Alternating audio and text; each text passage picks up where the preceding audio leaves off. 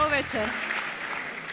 Ви се обраќам денес затоа што чувствувам потреба да се обидам да го доловам Стево не како строго лице од ТВ екраните, туку како човек, пожртвуван, благороден, необично духовит и прекрасен татко.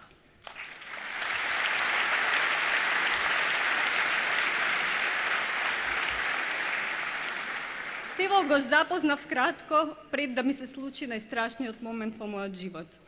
Загубата на мојата помала сестра. Тогаш неговата поддршка и часови поминати во разговори ми помогнаа да прифатам, некако да вживам со тој факт на неповратна загуба како дел од животот.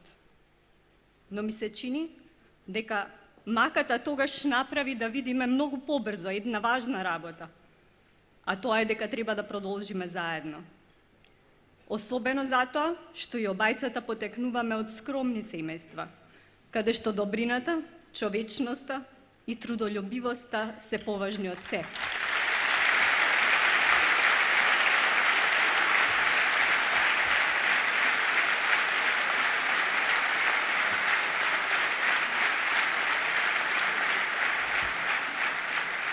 Кога за 10 годишнината од бракот повеќето жени добиваат скапоцени подароци, јас од него добив текст.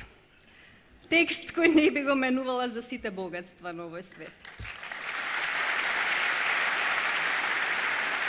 Насловот е "Десетка во срце и едно од карти". Десетка за 10 години заеднички живот, а едното од карти за она прекрасно суштество во публиката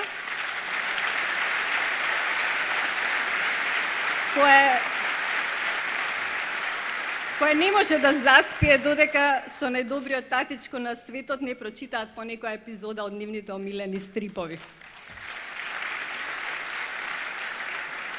Стево од секогаш ме поддржувал во мојата работа.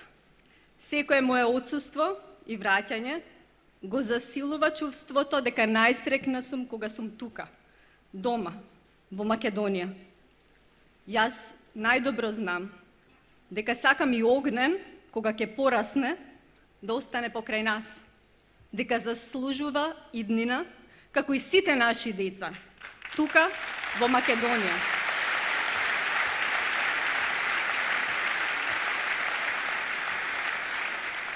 Среќна сум и горда што ја имам привилегијата да живеам со овој исклучителен човек, кој беше тука во најтешките моменти за Македонија.